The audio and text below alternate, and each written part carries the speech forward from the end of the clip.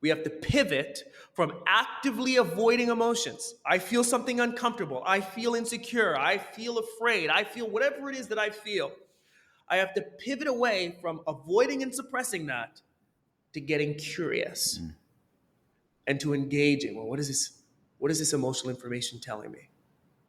And when I can allow myself, when I can be vulnerable enough, when I can have the courage to begin that internal feeling journey, that is the first step in developing emotional skill.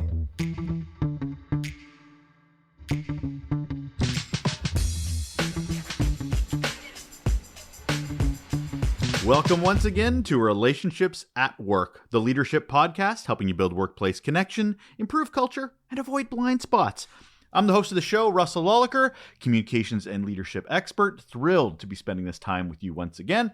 I have a whole bunch of curiosity too, just like you, on how we can make the workplace a better place.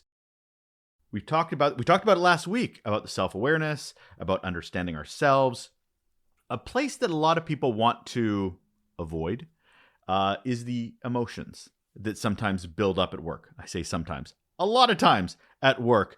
Emotion is a staple. We're human beings. It is, we react differently. We certainly approach them differently, but they are there for the majority of us, emotions. And what we do with that emotional state, that can actually really hurt or help us as leaders. How about using those emotions as almost a superpower in your leadership? It is possible. My guest today is going to talk about emotional empowerment and why we need to be investing and really focusing on this. Hold on. And on the show today, we have Jamelle Lindo, and here is why he is awesome. He's an emotional intelligence leadership coach, keynote speaker, and founder of Paradigm People Development. Let me rephrase that because it's a whole word and I've got it on another sentence. Here we go. And on the show today, we have Jamelle Lindo, and here is why he is awesome. He's an emotional intelligence leadership coach. He's a keynote speaker. He is the founder of Paradigm People Development, which is a consulting firm specializing in emotional intelligence learning for leaders. His mission, we all should have one, by the way. If you don't have one, figure that out. His mission is simple: to help leaders connect more deeply with themselves and others in order to lead more effectively. And we're going to be talking about emotional empowerment today. Hello, Jamelle. Hello. Good to meet you, sir. Emotional. There's so many ways I want to approach this, but then I have to stop myself because I know I have to ask you the first question I ask all of my guests, sir, which is, what is your best or worst employee experience? Oh my goodness. Okay, so this is a tough one because a lot of really good ones, but also a lot of really bad ones, and I don't want to highlight the wrong thing. So I'm going to go with the absolute best. Best leadership experience I had was in a previous life when I worked for a corporate company, and I got this opportunity to do new hire training. Right, so we bring in these new cohorts, and this was for customer service training, and so I got this like short-term opportunity to start facilitating these sessions. And the leader of training at that time, his name was Tarek, was by far the best leader in that organization and my mentor as it relates to training and leadership. And so I'll never forget the first time that we had connected. And we sat in the room and he asked me, hey, Jamelle, what kind of leadership do you enjoy? And it struck me as odd because no one in my entire employee career had ever asked me, what kind of leader would you enjoy? What kind of leader would you want? Right? What does delivering effective feedback look like to you? Do you like feedback? How do you like to receive feedback? So we kind of did like this pre-interview that set the stage for how he was going to be supporting and leading me.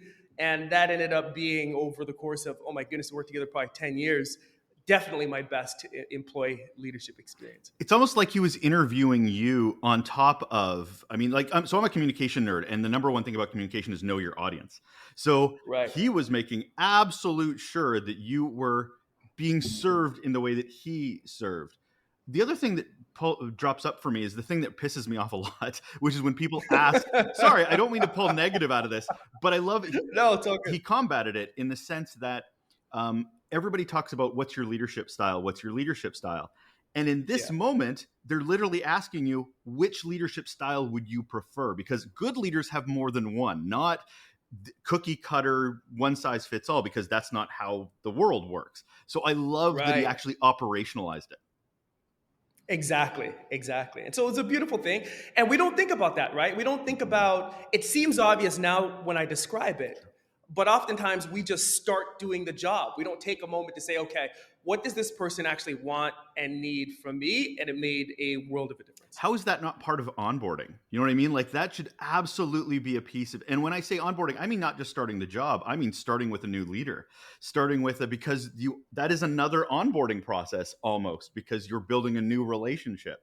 So that feels like it should be part of it. Of course it never is, but oh, you made me hopeful. You've made me hopeful, Jamelle.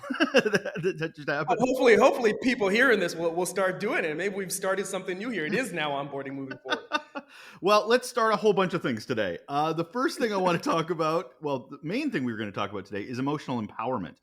I don't even know what that means. I mean, I know what the words mean, but you put it together in a way that I'm like, I'm curious what he has to say on this. So before we get anywhere, could you define what you mean by emotional empowerment? Emotional empowerment is a state of being in which emotions work for you instead of against you. So let's think about that for a moment, right? I mean, the number one thing is we normally don't even acknowledge emotions in the workplace. That's a whole other story in and of itself. But when we think about the emotions that we experience over the course of a day, right? Most of us will go to the negative, right? It's the stress, it's the anxiety, it's the pressure, it's all of these things that I got to do, I got to perform, I got to achieve, right? And everything that comes with that. And then we think about dealing with others. And sometimes we think about dealing with difficult people and the emotions involved with that, having a difficult conversation, right? Needing to show up and perform at our best in a high pressure moment. So there's tons of emotional context when we look at the role of a leader, and not just corporate leadership, but just in life in general. And so what I like to get people to think about is, what if all of the emotions that you experienced and the emotions that others experienced, you were in a state where you could allow those emotions to support and enable success, both your own success and the success of others. And when we are in that state, that's what I mean when I say emotional empowerment. And thank you for clarifying a bit there, because I was like, oh, I got a question.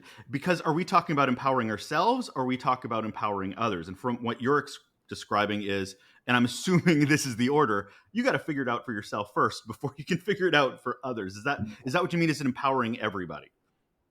Yeah, 100%. I normally break it down as having three parts. The first is emotional presence, right? So the ability to be present to emotion. I then break it down as the ability to maintain emotional balance.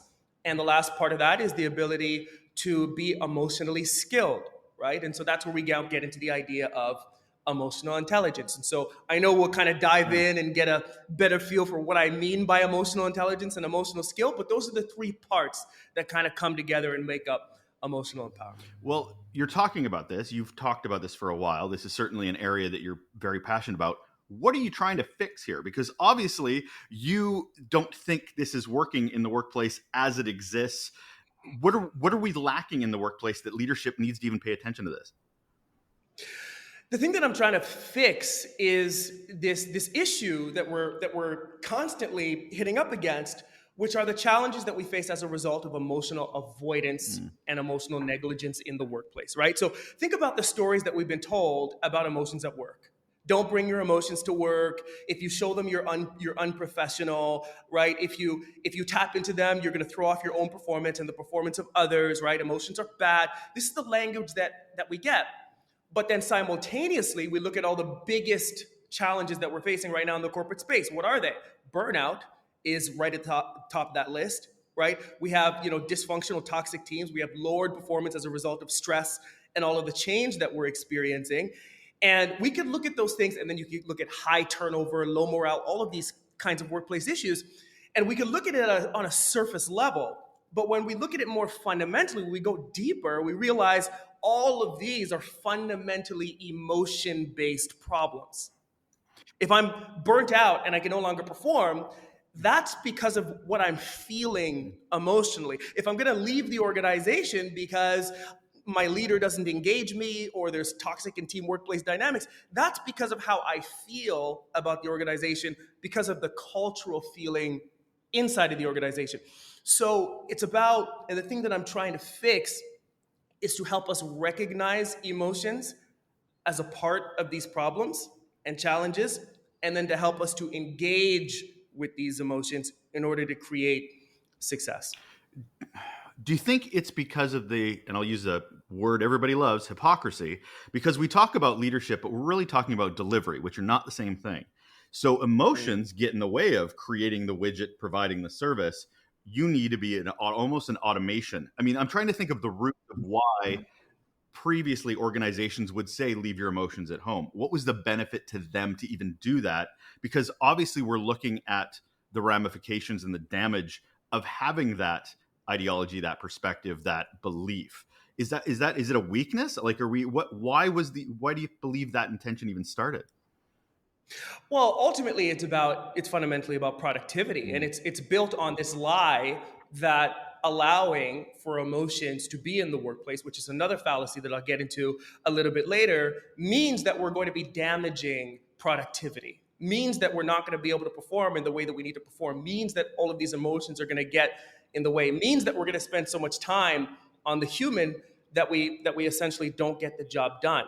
And so it's caused us to turn away from emotion and basically to ignore them at work. When the reality is that every moment of every instance at work with other people is emotional. And we're fundamentally emotional creatures, right? If I just pull like just a silly example, I won't even take like a high impact, just a silly one, right? You come out of a work meeting and there's always that person who's just a little snarky, right? A little snarky, a little sarcastic. They think that they're funny, and they make that comment that just rubs you the wrong way about your work. They say something, and they think it's funny, but it's really not. And you're like, oh, right? And so we get out of that meeting, and it's like, you know what? I'm supposed to send that person an email right now so that they can move the project forward. But I'm not going to send it because they were being a bit of an asshole in that meeting. And I'm not going to send it to them now. I'm going to go take my lunch, and then maybe I'll send it later. And so it's these little micro passive aggressive moments that are born from this place of not understanding ourselves and others emotionally that create all of this friction within organizations that then make the organization very, very, very, very slow. And so it's about waking up to the reality that we tell ourselves the story that we need to check our emotions at the door. But the fundamental truth is emotions are running everything that's happening at work anyway. So the real choice that we have is either to recognize it and manage it intelligently, emotional intelligence, or ignore it, which then sets us up to manage it unintentionally. And that's where we get all of these little micro frictions and major frictions. You're just bringing up the idea of this deceit that the workplace has, which is we say one thing but do another. A perfect example of that is we'll talk about motivation, what's inspiring you, but leadership, and I'm using air quotes, link it to productivity rather than the feelings and the emotions that you're talking about, because that's what motivation and inspiration is. It is based in emotion. It is based in hope. It's based in, connection, all emotional based. And yet, and yet, and yet. So I'm trying to figure out, you were talking a bunch about, there were previous fallacies you were sort of mentioning that we have these myths in the workplace where emotion is. Yeah. I'm curious what else you were sort of seeing that we need to be paying attention to, because I'm a big believer that we can only fix things if we can recognize things. Yeah. So the first one, and I did mention it, but I could go a little bit deeper into it, is that, we can actually remove emotions from the workplace. Right, yeah. That's a real thing that people can do. And so because we believe that, what ends up happening is we actually start to avoid and suppress emotions that we're feeling at work. And then it's the avoidance and the suppression of the emotion that end up causing all of these issues. So I'll give you a real world practical example, right? And I'm very sure that every single leader listening to this will be able to resonate. You have this person on your team, new hire, right? You hired them, but now we're like 6-8 months in, they're not performing. Now, you've seen many different instances that have validated their inability to be able to perform. In fact, you've made an effort to support them, to help them, to guide them, to coach them, but it's not translating. No matter what you do, the behaviors are not changing. As you're observing these things, you're having an emotional response to them. There's a frustration, there's a disappointment, there's an annoyance, there could be a little bit of anger, right? There are all of these emotions that are Mhm. bubbling up inside of us. Now, if I ignore and suppress, I lose access to all of the useful information that my emotions are trying to communicate to me about the situation and about what I need to do. If I mismanage them, let's say I go to a colleague and a peer and I moan and I complain and I'm negative and I'm the victim of this person who just won't change, right? Now I'm adding to a negative toxic culture. So what the emotionally empowered leader does is they say, well, what is it that I'm feeling? Oh, I'm feeling frustrated. What's Mhm. frustration? Oh, it's a reflection of goal interruption. Okay, what else am I feeling? I'm feeling anger. Well, what's anger? Anger is a response to an injustice of some kind, something that's happening that I'm perceiving that shouldn't be happening. What is that injustice? And when we start to use that information in a meaningful way, we start to realize this emotional response is coming because ultimately, I don't believe that this person is the right fit for the job. We've done our due diligence, we've trained them, we've guided them, we've given them the extra tools and resources, and it's still not happening. So that's what my emotions are telling me. And that's what we call emotional self Right. awareness. But now we've got to use emotional self awareness out there in the real world. So it extends outward into skills like assertiveness. I may need to set a boundary. I may need to, have a difficult conversation, deliver a tough piece of feedback. I may need to go into empathy, right, to figure out, well, what's actually happening that's causing the disconnect between everything that we're doing to support this person and what's actually happening. Maybe there's a key piece of their emotional story that will help us to get to on a same page so that we can move forward in a productive way. But if I ignore their emotions, my emotions, none of those possibilities become available to me. And so what are we left with? A performer who can't get better because they never received the feedback, and a performer who can't exit the organization because we don't exit them because we don't have any of those, feedback conversations or eventually consequence type conversation. So that's a super practical example that Mhm. I see almost every day that results from ignoring emotion. I could give you 1,000 of those. It's funny though, because the way you're explaining it sounds very academic. It sounds very like structured, and yet that's not how we feel. Like it Oh. sounds great in the moment of going, you need to segment how you're feeling, and but when you're pissed, frustrated, you don't actually have the capacity to reflect. The reason I bring this up is that emotional empowerment, I feel, is a range. I'm assuming because some people will show up. I need to be able to be emotional at work. I'm like, well, not that emotional, or you know what I mean. Like there feels like there is. Is there a range? Because I mean, we're all that way in that we may not be able to handle our emotions. So to be able to, I feel like there needs to be something foundational. Something needs to be in place for us to even be able to empower it. Or am I Yes. yeah, anyway. Let's maybe circle back to that because there's a few things that you had said that kind of Oh, popped I'm all out over the at me place, just Jamel. Go ahead. just now that I want to like take from, but it's all good stuff, right? So part of the challenge that we face is the belief systems that we have about our emotions that prevent us from really being able to connect with them, right? So one of the things that you said is, well, we can't manage our emotions in the moment, right? And so that's a belief system that many of us have. It's like, well, I'm not going to be able to manage it, so I'm just not going to do anything. I'm not going to do anything about it. But when we really slow things down and we reflect, and usually this will happen in conversation after the emotional reaction, right? First, in a coaching conversation, let's say. And we slow it down and we say, what was it that you felt in that moment when, for the fifth time, after 5 discussions, they still didn't give you that report on time? And they kind of settle in. It's like, oh, well, there was some frustration. There was a little bit of like disappointment. There was a little bit of, and this tone changes where it stops becoming about that external circumstance that they're facing, and it starts to become a visceral feeling experience. And that visceral feeling experience comes from shifting my awareness to what I need to do psychologically and the concepts and the ideas to an actual feeling and sensation of the body, because Mm, emotions are chemical responses that happen in the brain and in the body. So if we go to your listeners right now and I say, okay, right now I just want you to bring your awareness to your body. Maybe you're sitting on a chair right now. Maybe your feet are on the ground. Move into that sensation. and just feel what that feels like. Is there any discomfort in your body? How are you seated right now? How are you positioned? Right? Is there pain? Is your back perfectly erect? And suddenly people start to sink into this experience.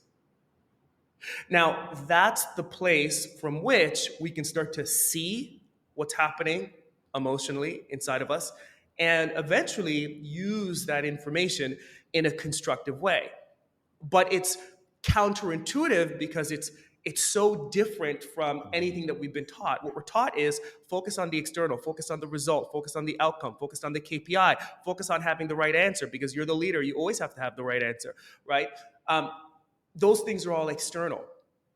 And so we begin to shift these belief systems about emotions are bad, but I can't do anything about my emotions. But if I tap into them, I'm going to do and say the wrong things. We start to shift those the moment that we start to feel them.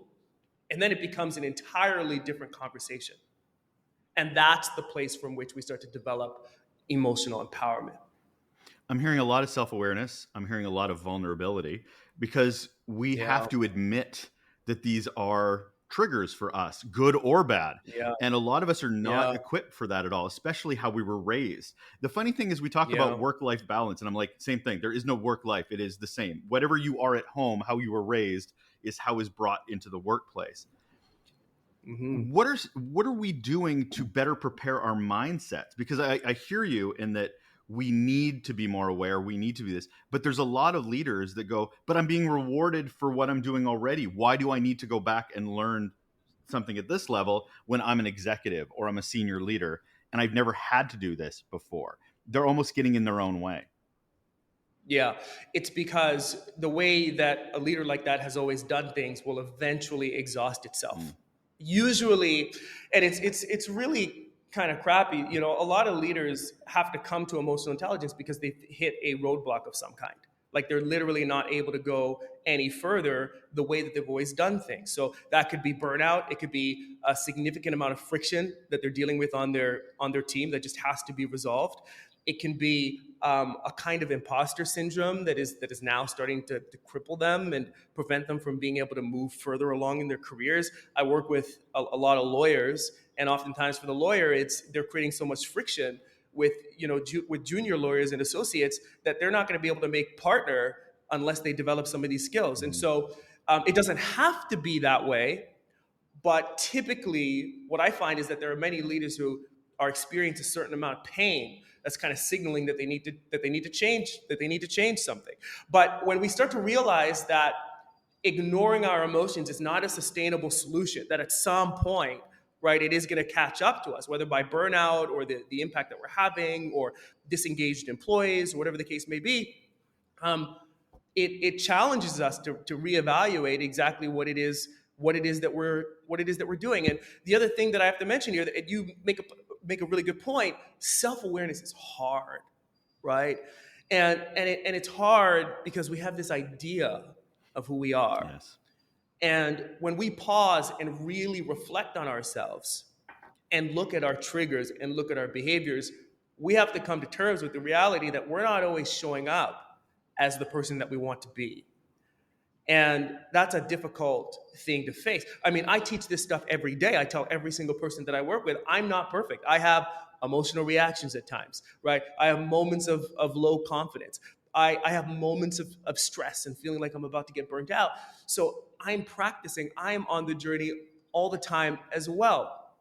So I think it's about us, to your point, creating a space where it's okay to not be a perfect human being, right? That there's space for that.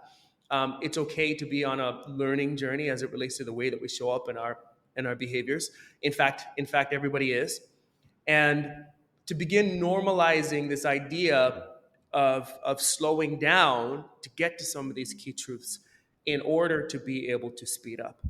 Whereas today, it's speed up, speed up, speed up, speed up, speed up, more work, more to-do lists. Things are constantly added to the plate, nothing is ever taken off. And there's no mention of how do we press the brake here. So it's a cultural shift also that needs to happen. Oh, absolutely. One of the first things I tell leaders is if you don't have time to go to the bathroom because you have meeting back to back to back, you're not a leader because you do not have the capacity to lead you or other people because there's no space. You're a slave to your Outlook calendar. You are not a leader. You are barely managing your time, much less leadership. You made me think of a story. I did one of those personality tests or whatever where they dig deep. I can't remember which one it was, but it was really in depth. I got back like this 15-page, this is who you are. And I pushed back on the people that gave me the document because I'm like, this isn't me. Like, I agree with maybe about 30-40% in here, but this is like identity, right? All about my identity. Can we do this over? And the people that, oh, yeah, sure. We never redid it. They're like, he's just not wanting to admit that that's actually who he is.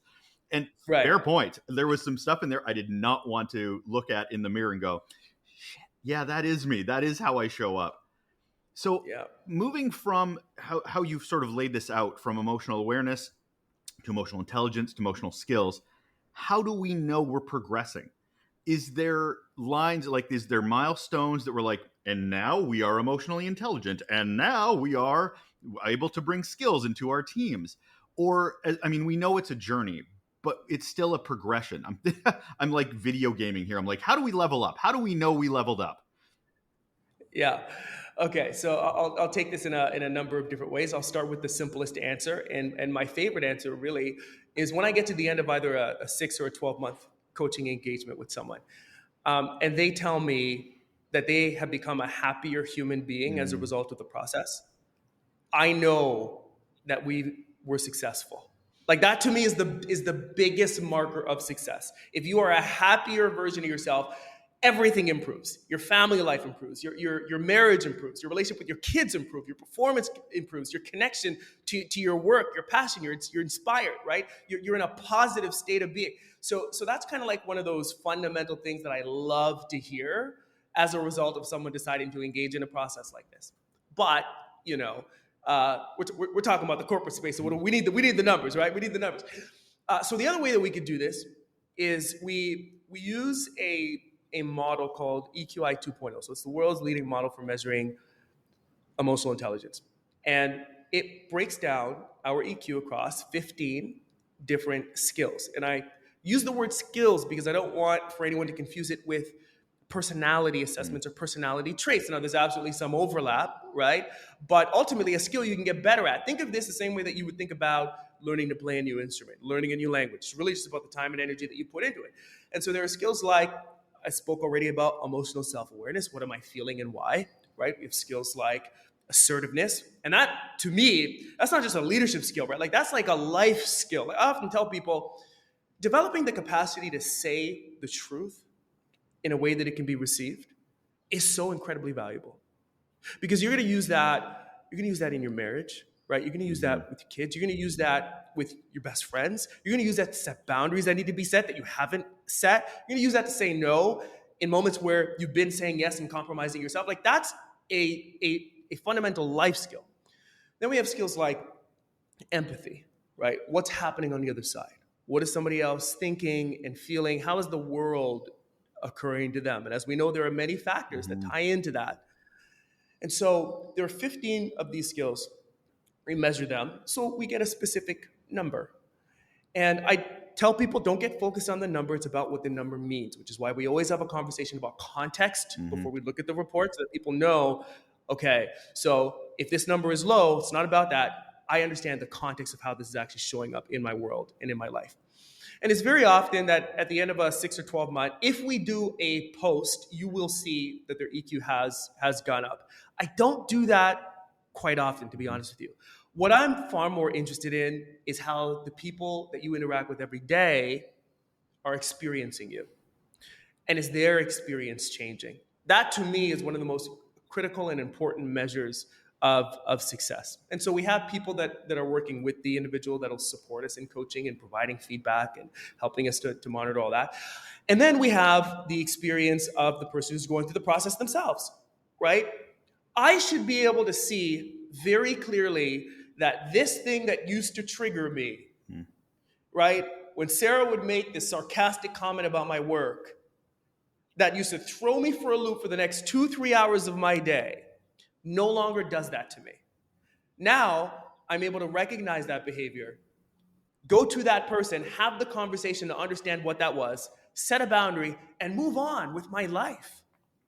Like, you know what I mean? Like, so the things that make this measurable are so they're so palpable, right? It's like before I had a presentation at the executive team, I used to go into an actual panic attack and stumble my way through the entire thing.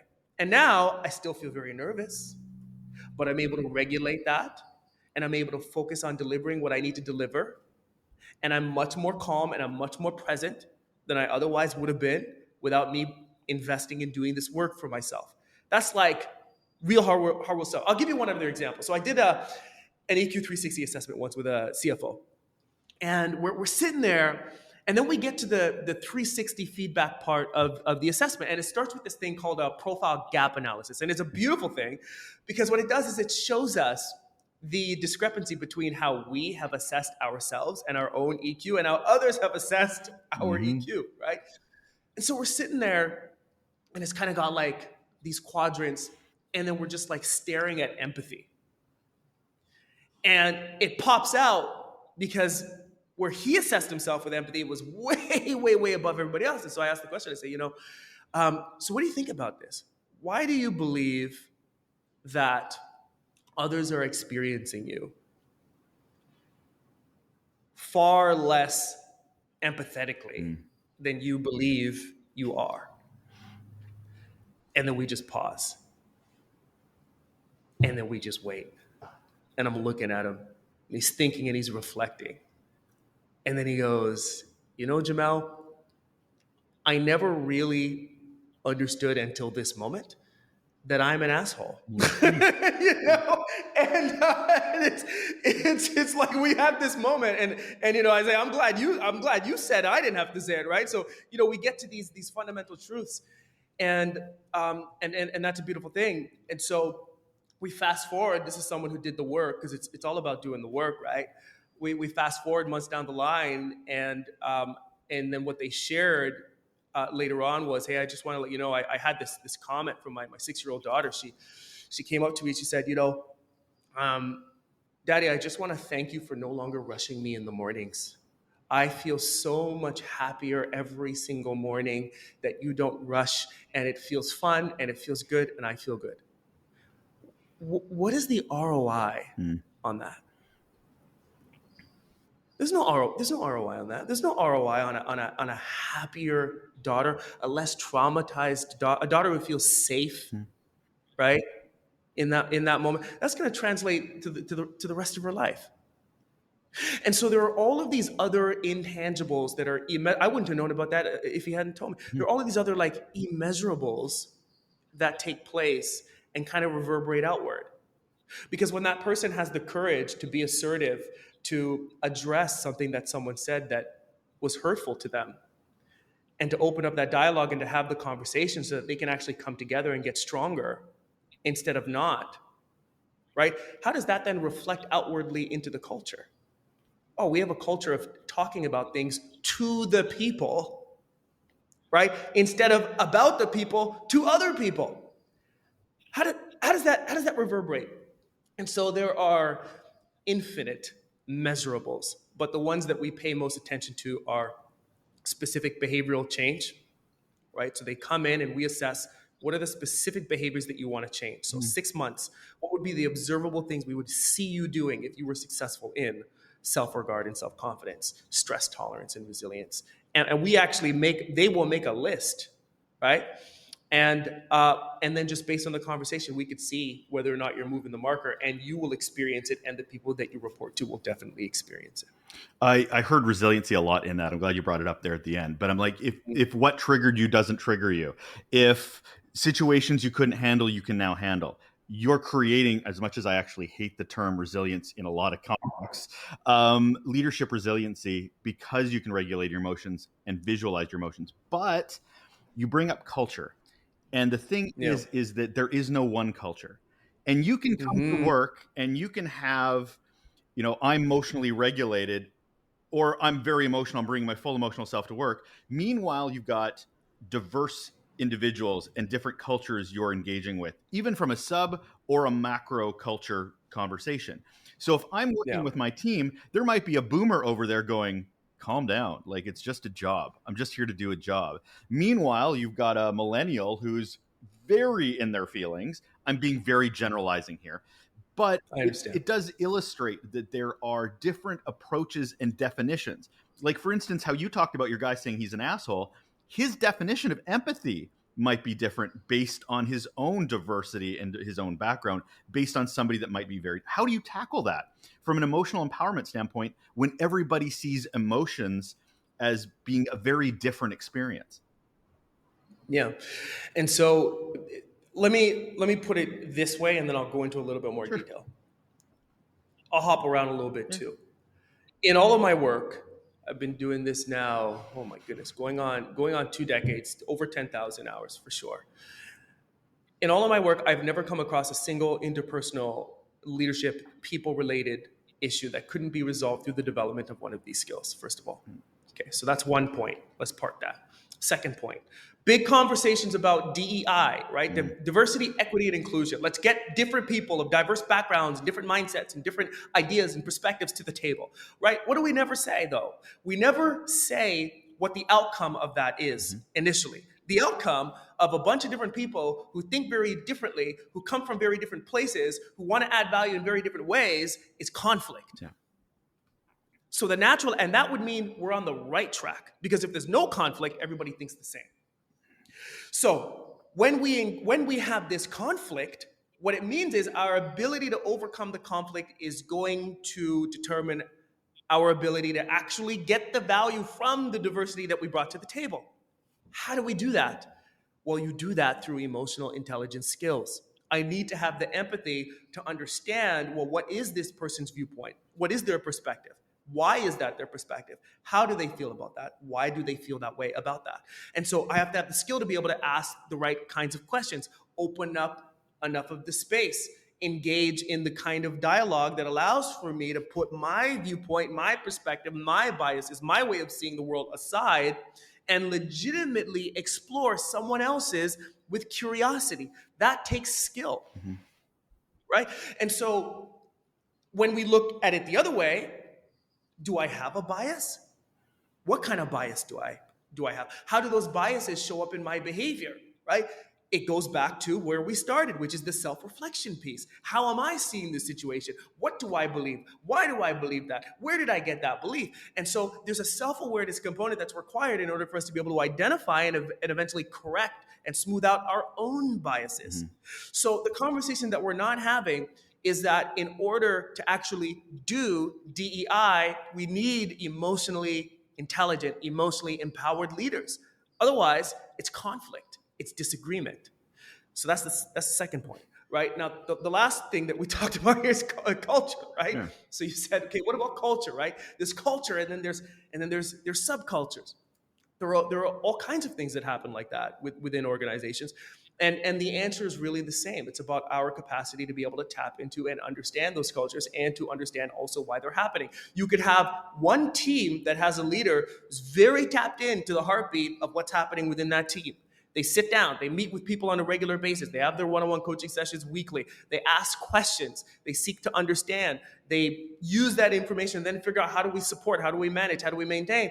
And right next door, in the very same organization, sometimes in the same department, you have another leader who's toxic, who micromanages, who uses fear tactics, who's insecure, and that insecurity prevents them from being able to empower others. Like, you have that right next door. And so, yes, to your point, there are subcultures that are also created. And then you also have, right, how all of those cultures come together to create the general sense of culture that is here. What's okay, what's not okay, how do people behave? And it's fundamentally about shared behavior. So as we start to kind of peel the lid back on these emotional intelligence skills, it gives us insight into what's actually happening within our culture. And then it empowers us to start to manage some of those things with more skill, with more intention, to be more constructive, positive, to help people get to a place where they really show up, perform at their best. Who's responsible for all this? Because, I mean, we're talking a lot up until right now. We've been talking a lot where it's been kind of lonely. It's been kind of go leader, figure out your emotional intelligence, go figure out your Yeah, skill set, bring it to the team. yeah, But an yeah, organization is a microcosm. Is it executive? yeah. Is it HR? Is it standardization? Because, I mean, we need to operationalize this for this to actually connect and matter in an organization. So who's leading it? So it's a combination of Mhm. things. I'll give you first a very surface, easy, like one sentence answer, It's everybody's. and then I'll you know what? I was gonna start with the opposite. Oh, good. I was Love gonna it. say I was gonna say it's the CEOs, Love it. and I'll tell you why. When I'm doing work in an organization where the CEO is not bought in, Mm. you're always working at your. It's tough. You can do really amazing things, but you're always working against the grain, Yeah. against the grain, against the grain, right? The perfect world is a scenario whereby the CEO understands the importance of this. And so they set the stage to establish that this is something that matters. This is something that we are committed to focusing on long term, right? We understand the human component in work, and we're invested in that, right? And so now you have an HR team that's bought in, you have an executive team that's bought in, you have a leadership team that's bought in, right? You have a culture that kind of understands what the stage is, right? They set the tone in many ways, and their ability to demonstrate the behavior is kind of the easiest way to get that organizational change, because it really trickles down in a significant way. Like I often say that the culture within an organization oftentimes can be a reflection of the psychological, emotional state of the CEO. Like it's that real, right? So that's one answer. And then the other answer is everybody, because everybody on some level has influence, Mhm. which means that everybody on some level is a leader, right? We often think about leadership in terms of these like very specific titles and salary bands and certain amount of responsibility. When the reality is, when I sit down next to my colleague, if I'm performing well, I am going to influence my colleague to perform well. If I'm a poor performer, I'm going to influence my colleague to be a poor performer. Like, the things that we focus on just as employees, the way that we have conversations, those are all micro moments of leadership and of either culture building or culture destroying, right? So everybody has a part to play in culture. It's shared behavior. I focus on leaders because that's my area of expertise. And when we get the leader demonstrating the right culture behaviorally, that is by far the best thing that you could ever do. It's like we want for people to be more empathetic, more understanding, right? We want for people to like engage, ask our clients questions, right? To explore some curiosity. You allow that employee to experience a leader who does that, and you will magically, without leadership training even or coaching, you will magically see those behaviors translate not only into the culture, but your clients externally will feel that as well. I'm so glad you didn't lead with everybody. Now, I get it on paper. Of course, it's everybody's responsibility, but it also is used by quote unquote leadership as avoidance. If they're like, oh, it's everybody's responsibility, where's your accountability? You're supposed to be modeling it for the whole organization. So I feel like the term everybody is a little too quick of an answer when Yeah. we're like, but no, you're supposed to be representing the vision, the mission, the DNA of the organization, and you're here delegating emotions. That's not how leadership works. So I thank you for that. The thing is as much as we're talking about emotion and empowerment, our world is changing astronomically. We don't work side by side anymore. We are remote. We are on Teams every other day. Not to say that there's not something there, but with the rise of AI and all these things that are happening with change, how does emotional empowerment butt up against that or overpower that? What is the relationship? And I'll tell you what I'm seeing Mm. from the work that I'm actually doing, right? And so what's happening is we're dealing with this accelerated, super accelerated pace of change. And it's the kind of change where the moment that we get used to something, it's different again, right? And so that change is creating a significant amount of emotional disruption. It's creating stress, it's creating burnout, it's creating this feeling of more and more and more speed, cannot catch up, cannot keep the Mhm. pace. And there's a lot of emotional overwhelm that comes from that. And so we've got to look at those two things, right? We have this accelerated pace of change in technology and displacement that's happening, and then we also have this accelerated amount of burnout and emotional disturbance and emotional demand, right? And so these things are now coming to a head, and what's happening is we haven't prepared ourselves emotionally to deal with our new external, rapidly evolving technical world, techno world. And so now more than ever, we must have emotionally skilled leaders. We have to have emotionally skilled leaders because we need someone who's good at, we need leaders who are going to be able to maintain a certain amount of emotional balance, right? As things are changing, they've got to be able to have a certain kind of equilibrium. There's got to be a certain degree of comfort operating in the unknown, where I don't know what's around the corner or how things are necessarily going to change, right? I have to be able to build deep, meaningful relationships with people when I'm not sitting in the room next to them. I need to be able to create the kind of relationships where people feel like they really want to show up, perform, be at their best when I've never seen them ever in person. The entire relationship is virtual. And then we add to that kind of the leveling out globally that's taking place, because now with remote work we have workforces that are all from different cultures. So there has to also be an awareness of different cultures. All of this is people skills. It's people skill. It's emotional skill, right? And I beat this drum, but it's not to say technical skill, job expertise, all of those things are not critically important. They are critically important, right? You need them fundamentally to be able to do the job. But what I'm saying is the thing that's going to make the difference is not going to be intellectually what you know, especially as we move forward into the future with AI, that you're not going to outsmart AI, right? Like, we're literally moving into a world where every single human being is going to have a super genius right in the palm of their hand. And I'm not joking when I say super genius. I mean the kind of technology that outperforms human beings intellectually in every single way. So what's the differentiator there? It's this. How do we connect? How do we collaborate? How do we work together? How do we bring a team together? How do we deal with and manage stress? How do we ensure that our emotions are working for us instead of against us? That is what gives us the competitive advantage. So somebody listening to this is living in that chaos of constant change. They're not Yeah. understanding where they might be from their emotional awareness, intelligence to skills. Yeah. What would you recommend that they do starting tomorrow, before they've even gotten to coaching, before they've gotten anything? They need to understand that that's the direction they even need to go in. What would you recommend is that first toe in the water? Yeah. The first toe in the water is really a mindset shift. Before anything happens, we really have to change our minds as it relates to emotions and the way that we feel. So the first thing that someone has to do is recognize truly, with every fiber of their being, that the way that they feel matters. It matters. The way you feel matters. The way the person across the table from you feels matters. Emotions matter. And when we can get to a place where we can genuinely begin to prioritize our own state of being, like, it's crazy what I see.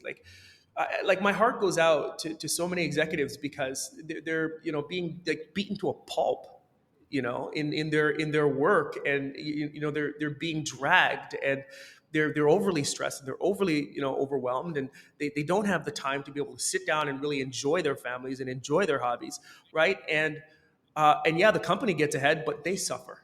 That's what I see. They suffer because they're stressed and they're overwhelmed. And what they do is never enough. In fact, they feel like they're not enough. That's a whole other conversation. And so it just starts with how you feel matters. If you can get there, then you can do kind of this three-part equation that I teach. And this will likely be the most important thing that I say for this entire podcast. And this is the trick. This is the one thing that I've seen and that I've developed over all of my time of doing this that really works and really helps. It's about pivoting from emotional avoidance to emotional engagement, which then positions us to develop emotional skill. I'm going to say that one more time. We have to pivot from actively avoiding emotions. I feel something uncomfortable. I feel insecure. I feel afraid. I feel whatever it is that I feel. I have to pivot away from avoiding and suppressing that to getting curious and to engaging. Well, what is this? What is this emotional information telling me? And when I can allow myself, when I can be vulnerable enough, when I can have the courage to begin that internal feeling journey, that is the first step in developing emotional skill. And like I said, there are 15 of these different emotional skills. So, how does someone actually do that? I get this question so often that I created a resource for it, but you don't even need to use my resource. You could just do it yourself. I would start like this. I would download a tool called the Mood Meter, which is this tool that organizes emotions across two different vertices. One is emotional intensity, so how intense the emotion is, and the other is how pleasant the emotion is.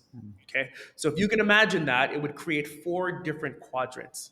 The bottom left, it would be low intensity, unpleasant emotion.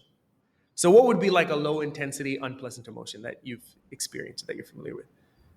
Oh, now I'm blanking. Thanks for that on the spot question. I know, totally threw you under the bus on that. All right. So, sadness, Yeah, sure. right?